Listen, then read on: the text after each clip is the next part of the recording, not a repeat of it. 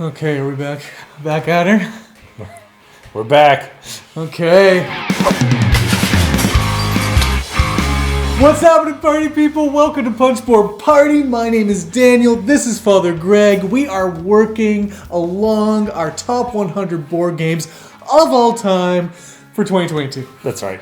And really enjoying it so far. We've done our first 100 to 91, and now we are going to embark on our 90 to 81. And that's what this list is going to be all about. So, Father Greg, so far, how are you enjoying our lists? They're great. I think there's more similarity than I thought would be on our initial list. At least, yeah, a lot of the games that you spoke about, I kind of suspected would be on your list. So I'm anxious to see what the next 10 holds. Yeah, well, and we've probably played games the most together. A couple people accepting, but right. We've, through the seasons of our life, even though we haven't lived in the same province all the time, we played a lot of games together, and so there's going to be quite a bit of crossover, I think. Last video, if you haven't checked it out, check it out here. We almost had an exact double crossover with Takanoko that we were really excited about. So you can check out that video. It was a good time. But this is not that video. This is 90 to 81. Kick us off for this one, Father Greg. Okay. Well, this is another game that I got from you. You had it. You didn't like it, I think. I think the theme didn't quite mesh with you, so you're happy to get rid of it. Since then, there are many expansions that have been released for this game, but that is Mystic Vale.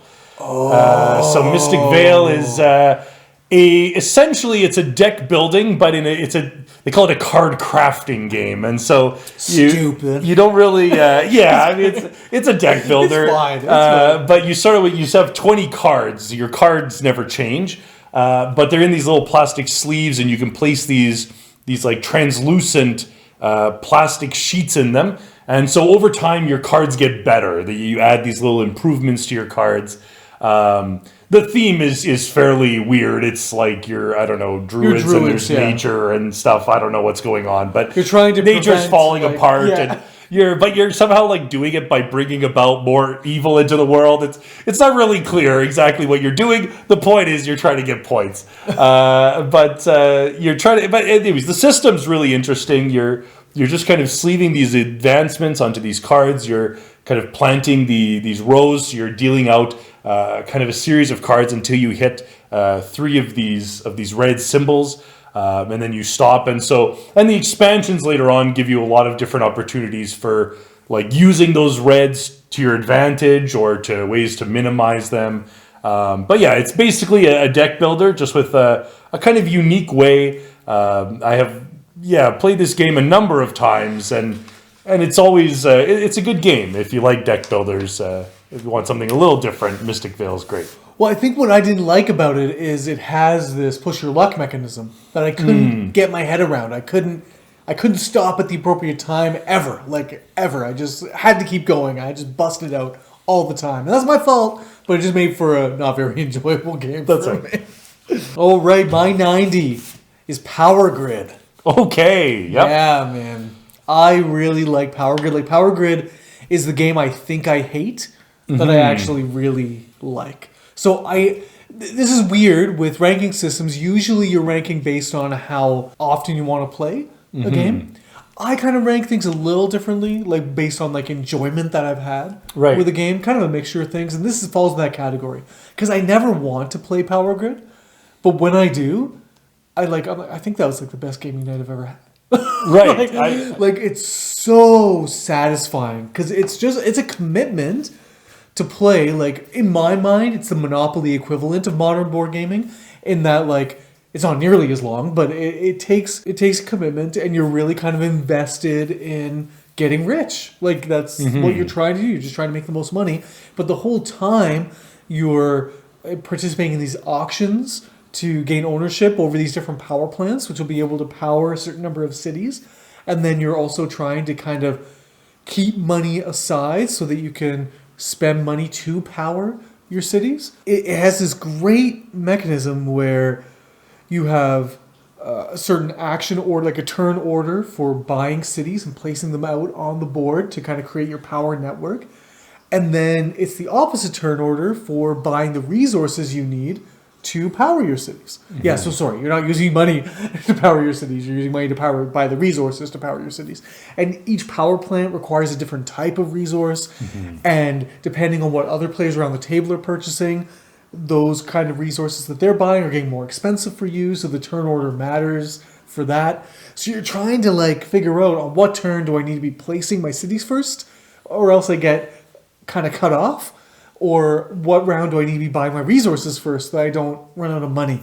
And then the auction itself of getting the different power plants, you're just trying to do that without someone like stringing you along for too long and draining your money out. And man, every time I play this game afterwards, I'm like, that was worth it. Like that was an experience. That was a trip to just like, you're just riding a wire the whole time. Just counting your money, your brain starts to hurt trying to work it because it comes down to the dollar in this game. It does. Oh man, Power Grid. I delayed playing this game for a long time. Just it doesn't look great. Ugly. And I heard it was this really thinky, sort of mathy game. Yeah, it is math. But then finally, I played it at a friend's house, and I was like, "This game is great. What is everyone talking about? I love this." Power Grid, good choice. Yeah, good choice. Very good game. This was actually a game that Pub Meeple didn't put on my list. Okay. I had to resurrect it, put it back on my list. Wow. I was like, what the heck, Pub Meeple? It's not computer's fault. Blame yourself. My number 89 is a 2-player only game. It comes in a weird shaped box. And it is a game that is a nice little alternative to chess, and that is Onitama. Onitama is on my list for the sole reason that I have played this game probably more than just about any game that I have in my collection. I have played this game many, many, many times. It's great. It's chess. I mean, the whole point of chess is like that, if you're playing against somebody who's significantly better than you, they are going to beat you every single time. But Onitama does something different in that you only have 2 different movements that you can do on any given turn. Like I can move this piece this way or this piece this way. And when I move that piece, I have to give that ability to my opponent. And then in turn, they're giving me one of their movements. And so sometimes you have this really great card that like allows you to move in a kind of unique way, and you're like, oh, I need to hold on to this, but then I want to spend it, but when I spend it, I'm giving it to you, and I don't want to do that. And so there's this really nice sort of ebb and flow. It's an abstract strategy game, but it always goes over well. It's easy to play. 20 minutes and you're done. But yeah, Onitama, great game. Yeah, I like this game. I just never want to play it. Oh man. which again is cool, but again my brain also doesn't quite work well with abstract. But I do love this rotation of the actions where it's like you just did something really cool to me, but I'm going to be able to do it to you next. That's neat. Onitama, that's a good pick. My 89 is Kill Dr. Lucky. Oh. This is a game that will only show up on my list. If you watch any other top 100 lists in the world, you will never find this game. I don't think it's on mine. Anybody's list. Ever. But it should be. Everyone is wrong, and I am right. This is specifically for the Paizo edition of this game, because the art makes it really look like an old Clue board. Right. And the art's just fantastic in the game, and the characters look kind of cartoonish, like kind of caricature-ish. But basically, this is a game of hot potato. There's nothing going on here. Like this is just, you got Dr. Lucky, and each of you is playing someone who has a very banal reason to kill him. He peed in your flower bed once or something, and you just want to get him for it. Each turn, he's kind of moving around in the rooms in the house, and so on your turn, you have a hand of cards, and some of the cards are movement cards, some of the cards are room cards, some of the cards are weapon cards. It's reverse Clue, right? Right. And so basically, you spend movement cards, and you can move your person around the board. And basically, what your goal is, or you can play a room card and kind of teleport to that room, and your goal is to get in the same room as Dr. Lucky and not be in the line of sight from anybody else. And so there's corridors all along this board, and if someone can make a straight line into your room and kind of has line of sight, then you can make a murder attempt. But if not, then you can poke him in the eye or whatever, right? So if you don't have a weapon on you, you just poke him in the eye. And a poke in the eye is 1, but then every failed murder attempt, you get more spite And so your pokes in the eye get more powerful. So ridiculous. So you basically, but then you can add weapon cards. And if you use a certain type of weapon card in a certain room, it's much more powerful. And basically, however many points of damage you are doing to Dr. Lucky, the other players around the table have to play luck cards up to that value in order to keep you from winning. And so this is where the game actually gets really cool, where it becomes this kind of bluffing game, hot potato situation. As long as by the time it gets back to the player who's the active player, as long as somebody has played enough luck cards to stop them, I don't necessarily have to play any luck cards. So you kind of like might just play one or none and kind of force other people to play the luck cards to stop the turn. And it just gets really nasty. People get mad at each other, and it's really like this game can end pretty quickly because people have just like thrown out all their luck cards or like are fed up with stupid game. But I love it so much. I love it so much. I do like the macabre theme, man. I like weird games that have, you're trying to kill this guy who seemingly just keeps like luckily falling out of harm's way. This game is straight up trash. But I mean, the theme is lovely, and I knew this game would be somewhere on your list. It is not on mine. But in my previous top 10, I mentioned Pandemic Legacy. This is another Legacy game. I think one that the story itself is better than Pandemic, and that's Clank Legacy. So Clank Legacy... Acquisitions Incorporated. Yeah. Whereas in Pandemic Legacy, our group created this marvelous story just kind of out of the base stuff that the game actually provided.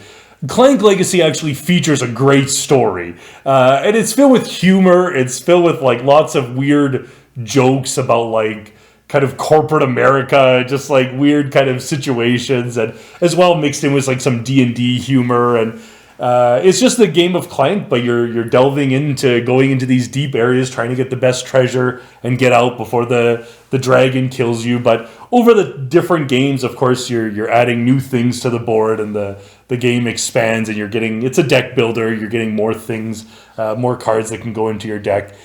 Just the story of it, the humor, the situations. I really enjoyed playing through Clank Legacy. Yeah, well, with my game group back in London, we played 2 games of this, and then pandemic and all this stuff, and so we just didn't get back to it. It was really cool. I was terrible at it. Like, this is definitely a game where, like, you want to just go on the side quests. You want to find the different, like, artifacts, the mysterious question mark spaces. You just want to go there and find out what's going to happen. You want to engage with the characters in this world.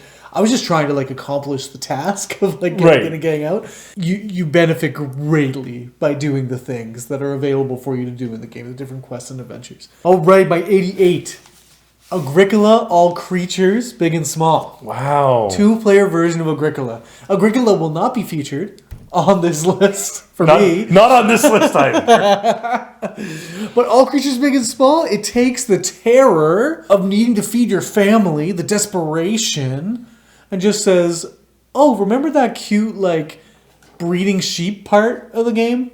You want to just do that for a while?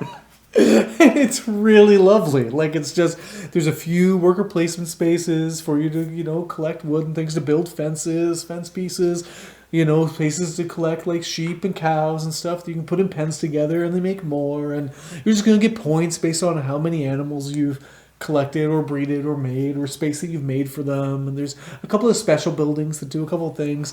It's really unassuming, plays in about half an hour, a really fun date game. Sarah and I really enjoyed it while we were dating. We played it a bit together, and I just like it. If you want just the basic joy of Agricola, of just putting that nice round disc worker, just that tactile experience onto a space, getting a few things, making some animals, just nice. There's nothing about this game that too hard, too taxing. But it's thinky enough. Like, it gives you a nice kind of crunch to it. Like, it's one of those 2-player games that you feel like you've played a sizable experience. You've played something that was worth the time or more that you put into it.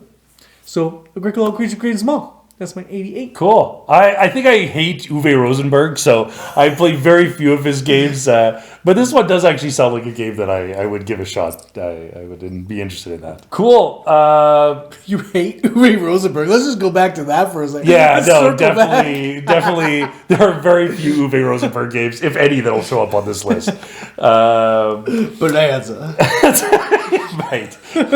So my next one is another game that I got from you. A few games I got from you on this list. I moved once and I sold all my games. That's right. Although I did sell you some games before I moved. And I think this one was part of the earlier one, and that's City of Spies, Estoril 1942. Wow. So this is a game set in World War II, or at least at the beginnings of it in Portugal, where you're at this city where all of the spies of the world have gathered, and they're all kind of doing like espionage and counter-espionage, and so what happens is it's a largely kind of bluffing, a little bit of maybe deduction, kind of guessing in part. There's a hefty amount of randomness in this game, but basically you're placing these tiles face down largely into these different locations, but different tiles do different things. One tile might kill another player. The other person might move a character to another location. Another tile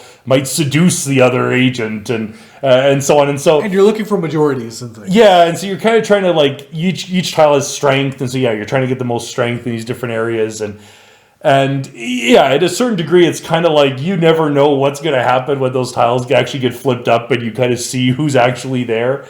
But it's a really there is a way to kind of think through it and kind of guess, well, I think he probably put, his assassin there, so I'm gonna try and put this card to sort of mess with him, and the player order really matters, like which character goes first, because you could use your ability first to knock him out, or different things like that. So just a really interesting game, a kind of unique theme, and yeah, I really, really enjoy this one. So this is another one that I forgot about. And I didn't put it on my pub meeple thing. I don't know where it would have landed ultimately, but I do like this game. I have been considering picking up another copy.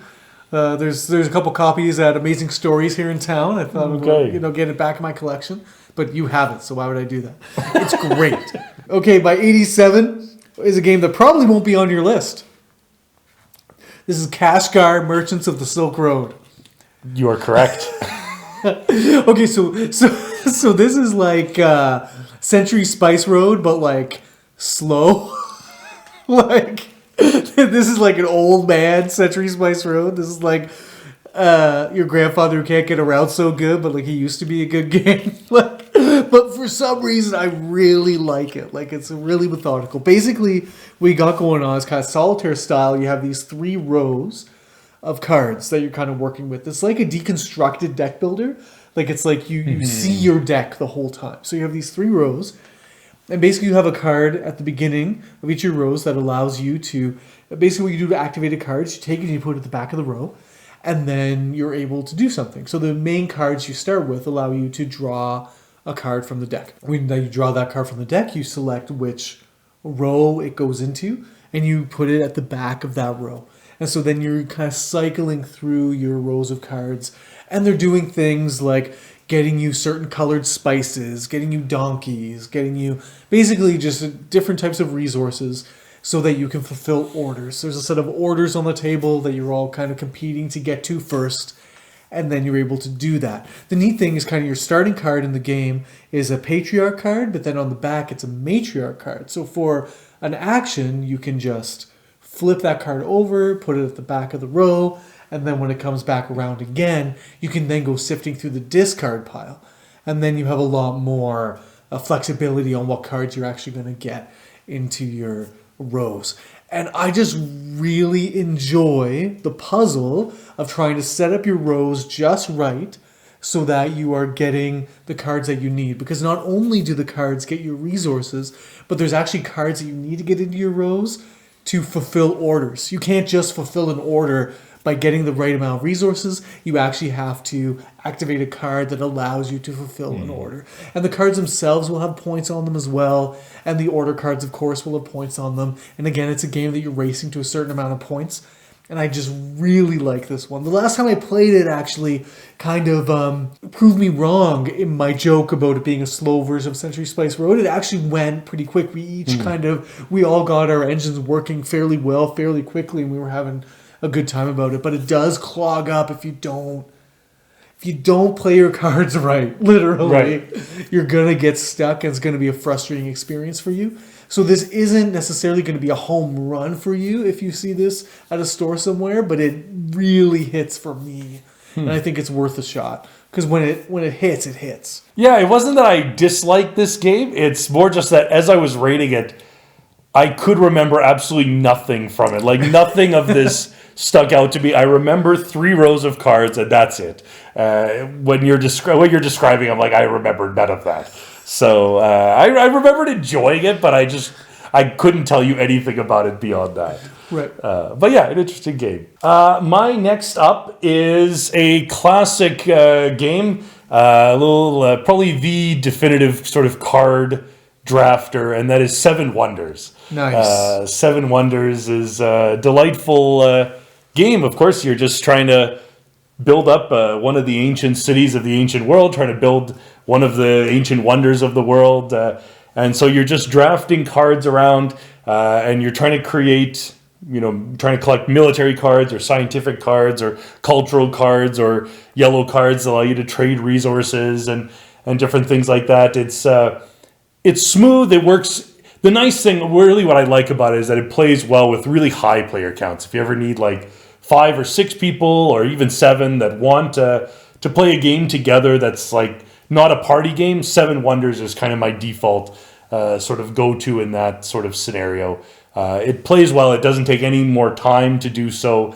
It's not for me a beginner's game. I don't like teaching this to like brand new players, but anybody who's interested in games but doesn't want to play like a really heavy game, this is a nice kind of in between for me. Yeah, this is a great way to start or finish off an evening. Like, especially on Board Game Arena, you can get a game of this played in like 10 minutes. It's really, really good. And I remember ending a game night in Toronto. We had to be out of the store by like 9 or whatever it was. We had half an hour. And somebody was like, hey, who wants to play Seven Wonders? And so we got 7 people rush around a table. We all stood. We didn't even sit. And we just whipped this game out, 7 players in 25 minutes or whatever. And we were all just like, boom, boom, boom, boom, boom. Everyone knew what they were doing.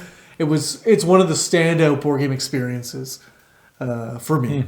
And it's all around Seven Wonders. Yeah. Thank you for putting that on your list. No, love it. I think you made a lot of babies happy today. My 86. What does that even mean? Don't think about it too hard.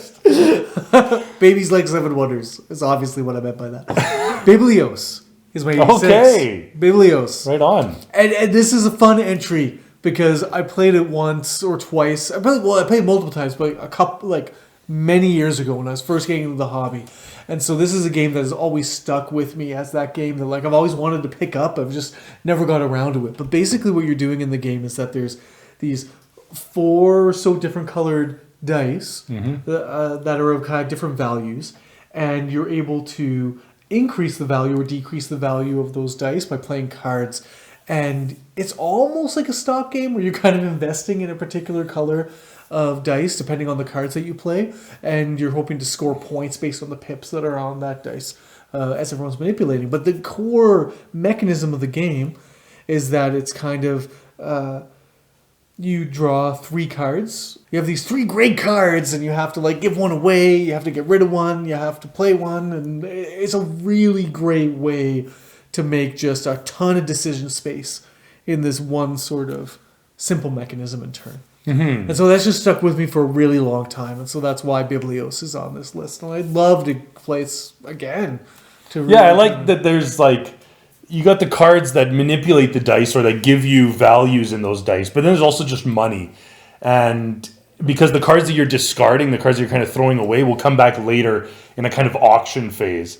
And so sometimes you need to save that money just so you can buy those cards that other people were discarding, so that I totally forgot about that part of the game. You can get that, which is a nice little, kind of game. Very simple, but delightful. Yeah. Steve Finn.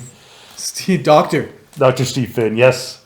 Wonderful. My number 85 is a game about, it's a 4-letter game, and that is Reef. And Reef is a little game, beautiful tactile pieces.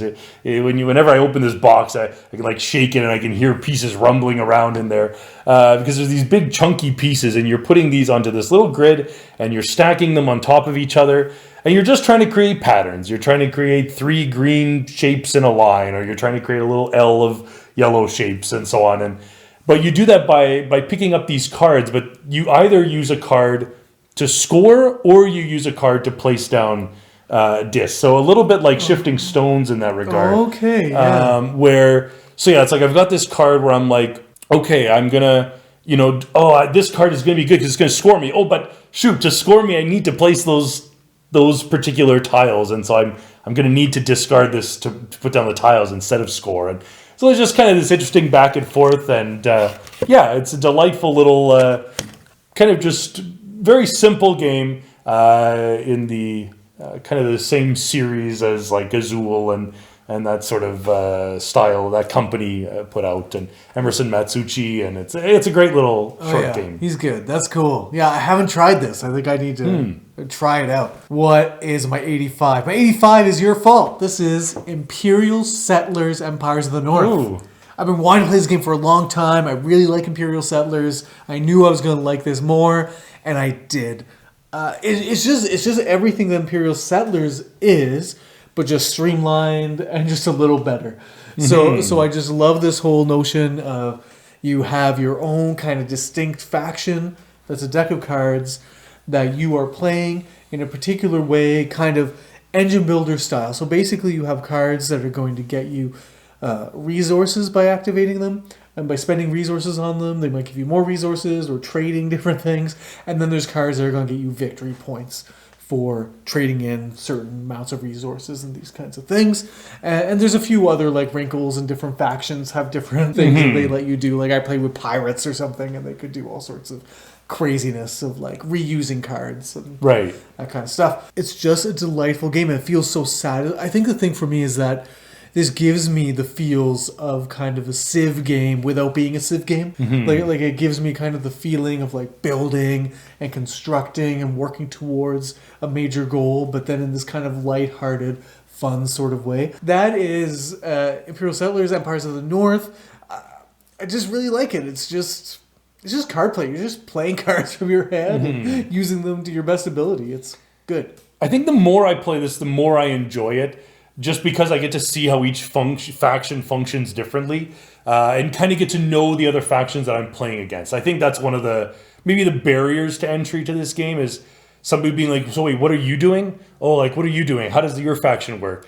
But kind of once you get that sorted out, it flows really, really well, and I really like this game. My next game is from the same designer as Reef, and that is Azul. Same designer as Reef? Or the same production company, I should say, yeah. Plan B? Michael Kiesling, that's right. So Azul is a classic game, and I put in here all of the Azuls. I have Summer Pavilion. I think that's the one I like the best. But take your pick. I mean, they all function similarly enough that I didn't want to rank them 3 different times. I think the new one is supposed to be quite different. Yes, I've heard about that. I've not played that. Yeah, I mean, basically, it's got this really interesting thing where there's this kind of these discs in the middle of the table that each have these tiles on them, and you're taking as many tiles of one color as you can. But then the rest kind of get put into this pile, and so as you start taking more and more tiles, this central pile gets big, and you can take a lot of tiles then subsequently out of the central tile. But there's always like this thing where if you take too many tiles that you don't want, that there's like a penalty for that you get penalized for discarding sort of useless tiles that are useless to you. And then there's this kind of, once you've got the tiles, you're always placing them in some kind of a pattern depending upon the type of game. Azul, you're placing them in like a little grid. Summer Pavilion, you're placing them like on the round, these kind of edges of flowers. And yeah, it's just a good game. Like I say, I prefer Summer Pavilion the best, but take your pick. Yeah, I've only played the original and then Stained Glass of Citra, and that's my preferred. Stained Glass of Citra is my favorite. Cool, good pick. You're in good company. I think everyone loves this game. Great. Awesome. So my 84, we had a lot of fun with this together. This is something that we enjoyed quite a bit, but we didn't finish. This is Arcadia Quest. Oh! So Arcadia Quest, holy Toledo, man. This is a dice chucker extraordinaire. Again, I'm intimidated by kind of dungeon crawl type of games. I'm intimidated by big fantasy themes, kind of Ameritrash styling where I don't have a lot of control. But this kind of it runs this fine line where it might not give you control, but it gives you a deep sense of control. It tricks you into thinking like you are in full control of this game. Two things that I really enjoy about this game is that there's line of sight for ranged attacks that you have to worry about. But all you have to worry about is just there's a dot in the center of one tile, a dot in the center of another tile. If you can draw a straight line between those two things, then you have the clear shot and you can do that. So very simple. You're not measuring things. You're not doing anything weird. It's just like you know what you can do. You know when you can do it. And there's a bunch of bad guys around the board. And there's also your other players. And so it's not cooperative. You also can get victory points for attacking other players and killing them. And so you're kind of fighting one another, also fighting the monsters on the board, and there's different kind of objectives to score points. And each quest kind of has its own set of objectives that you want to accomplish. And then at the end of a quest, based on the amount of money that you accumulated, the points that you get, you're able to buy new equipment that you then kind of equip to your characters. And you each play with two characters that you run around the board and you beef them up. So each quest that you play in the campaign, your people are getting more and more powerful, and then you're able to save your games and you kind of write down what cards everybody has. But it also gets a little discouraging because if you are losing, you kind of keep losing. That's right. There's a few catch-up mechanisms, but they're not quite enough to kind of get you into the running for the overall campaign victory. Right. But it's a lot of fun. And I think the thing that really makes this game stand out for me is, like probably a lot of games like this, but I just haven't played a lot of games like this, is there's like a critical roll side of the die where you roll the dice, and then if you get these crit rolls, you get to roll more dice. And so you're just like... Right. So fun. So fun. So that's Arcadia Quest. Yeah, you're right. There is a bit of a... The thing is, like, you're rewarded for killing other players, and generally speaking, in a game where there's like a player in the lead, generally most of the players would want to like gang up on that guy to kind of hunt him down. But when you're rewarded for killing everyone, you're like, well, he's really weak. Why don't I just kill him? And he's close to me. He's like, right. I just gotta go through this portal and then like stab him in the back. This is great. So yeah, but it is fun. It is. I did enjoy our plays of it. It got a little bit longer, I think, each campaign. Yes. As your characters get better and the monsters get tougher. Yeah. So you need to start to make time for it. And it's a bit of a table hog. We did not have room on our tiny table to really... My next up is another game that is going to be pretty high on your list. I'm not sure exactly where it'll fall, but probably somewhere in at least in the top half. And that is a very short little game called For Sale. For Sale is, a very simple game. You got kind of two phases. The first phase, you're just kind of drafting these cards from 1 to 30. 1 being like you're living in a cardboard box. 30, you're living on the International Space Station. It's not a moon! It's a space station! And so I say that every time. Every time we play, I say that. That's weird. So you're just drafting these cards, and then the second phase is an auction phase where all of a sudden you're selling these properties back to get money. That's right. Yeah, you're not. Yeah, that's right. You're the first phase. You auction off the cards and you just kind of sell them back. But the way that it works is like there could be a 15,000, a 14,000, a 12, and a 9, or a 0. And so if you're holding on to like that one cardboard box that you got for absolutely nothing, but you're able to like sell it back for 9,000, like that's gold. Forget about it. It's so good. That's right. So you're trying to like get even the low properties can still be good because they can still get you points as you're kind of selling them back for return. Yeah, profit. you don't want all trash, but you can do well in this game by having mediocre cards. 83 Diamant. Or Inking Gold. Yes.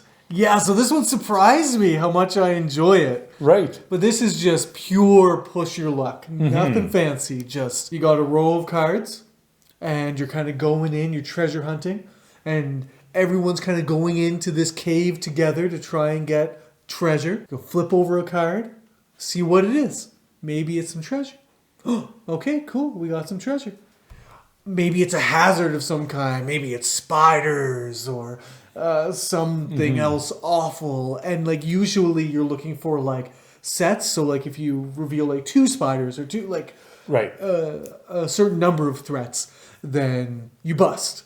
And so everybody in the cavern busts. But then you can decide at any point to leave the cave with the treasure that you've uncovered so far. And so it's just push your luck at simplest. You're just going in. How far can you go? And it's just like you get out. And then the other sons of guns, they uncover all sorts of treasure and loot. And then they split that amongst themselves. But you're not part of that split because... Or you go too far and you die. And really just lots of fun. And so I think why it got up even this high on the list for me was just when I think about it, it just brings a smile to my face. That's right. I just actually recently played this game with some family in the parish, and the kids just loved it. I mean, just the prospect, like you could see how nervous they would get, like I hope it's not a rock slide, and you'd flip over a rock slide and they'd be miserable. But I mean, you're right. Pure push your luck. But it is a very nice, delightful game. Yeah. Good choice. Yeah. Thank you. I needed that affirmation. My 82 is Whitehall Mystery. So Whitehall Mystery is kind of a sequel to Letters from Whitechapel. Okay. A little bit of a shorter version. Letters of Whitechapel takes like an hour and a half to 2 hours, I would say, to play around. Whereas Whitehall, you can play in like 45 minutes to an hour. I find you can play it with up to 4, I think, but it probably works best with 2. Generally, that's how I like it. But yeah, basically, it's the same principle. Your one player plays this murderer who has gone and put these bodies all over different parts of London, and is trying to get to these 4 different quadrants on the map before the detectives finally figure out where they are. And so periodically, you have to reveal where you are. Like the detectives will kind of hone in on you, and just the feeling. There's few games that make me legitimately nervous and fearful, and this game does. It's like as you're running around and they're closing in on you, and you're like, oh no, they're coming for me. It's a great feeling. I really love the feelings that I get from both Whitehall and Letters of Whitechapel. That's awesome. I haven't played this game, and I don't enjoy the hidden movement game genre that much, but again, with the right people. Maybe I just haven't played with the right people. Well, I'll bring this one out one day. Okay. My 82 is Skull. Okay. Have you played Skull? I have played Skull. Oh, man. Again, this is essentially just another push your luck game. This is just a game that just is on this list because I smile and I laugh and I go, oh, every time I play this game. So basically, everyone has 3 coasters, essentially. 4. Or 4. Yeah. Okay, 4. 3 roses and 1 skull. Right? Yeah. And basically, what you're going to do on your turn is you are going to bid. And so you're going to go around the table and you're going to bid on how many coasters you can have players flip up and not get a skull. So I'm going to say, I think there's 2. And then you'll say I'll 3. Go 3 and then 4, whatever. Until someone's like, okay, you got it. Go for it. And so then that player then chooses people to flip over their coasters. And so you kind of have a stack there and you flip it up. You choose the order in which the tiles come out. And so you can kind of create this system where I can kind of make it, maybe if I say a really high number, you might have confidence that the top of my deck of coasters is safe. Yeah. Because why would he say 6 if the first 3 cards, because the first card you flip has to be your own. Yes. And so that, but you could be entirely bluffing, and then other people will flip over your cards. And so then when someone flips up a skull, it's an oh no, and then they have to lose a coaster. And so then you just play until there's 1 player left with coasters. Really delightful, fun, bluffing. Just really kind of messing with people, double guessing. I get far too into my head in this game, and I don't do very well. I'm like double bluffing, Right? Trying to figure things out. It doesn't work out so well. So Skull, yeah. Oh, these are great. I wanted to play all these games we're talking about right now. It's a great one. Fantastic. Well, the next one, my last game, 81. Okay, this is it. Last 2 games on this list, and then you'll have to watch another video to find out more games on our top 100 list. This is a brain burner. This game caused me some serious mental anguish. Like games, and now you're gonna kill us. But this game is Newton. Whoa! So Newton is.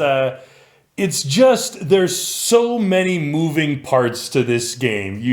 You're moving around this board. You're trying to get to different spots to be able to get different tile. Like you're trying to visit different universities because you're going to score points for visiting these. But then you're also trying to organize this bookcase where you're putting all of your various volumes into, and the more books you can put into the bookcase, the better it gets. And then there's just all these different little aspects that you're trying to sort of plan out. It's a great kind of scientific sort of theme.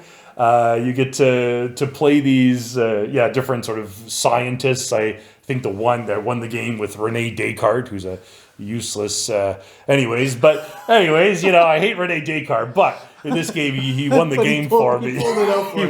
But it's there are a few games that I feel really intellectually just drained after I play. Newton is one of them, but it's a lovely game. Okay. Last game to talk about on this list, my 81. My 81st favorite game. Wow. So pretty much of all time. Straight garbage. No, this is excellent. This is Point Salad. Oh, yes. Point Salad. So again, this is just for the fun. This is a light family card game where you have a set of cards on the table and they're all vegetables. And then there are 3 piles of scoring cards. And the cards are double-sided. One side is a scoring combination or way to score points, and the other side is a type of vegetable. And depending on the player count, you discard cards back to the box. And so you're working with a certain number of each type of vegetable. And on your turn, you either draft a scoring card or 2 vegetable cards, I think is how it goes. Yep. And you're just collecting sets of vegetables.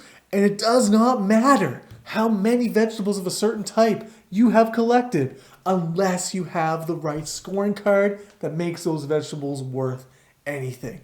And so it's this and then as soon as your turn is over, the scoring cards that you passed on become vegetables usually. That's right. Yep. Right? So it's you got to strike while the iron is hot. The scoring opportunities are constantly cycling through. You can't just be oh, maybe I'll get that later. There's no chance to get that later. You have to invest in what you're going to score in first. You can't just wait and see what you're collecting. You have to kind of make your plan early. And then if a scoring card comes up that works well with your current strategy, then yes, jump on it, take it. But I just really love, again, a simple game. It's quick to play. That the core mechanism creates a really nice, thinky puzzle where you're left to be do I want to take that vegetable or do I want to take that scoring card? And it also has this other factor that I really like in games where once you're onto something, it's a really nice free-flowing game of just oh, yeah, that's what I want. Yep, oh, that's what I want.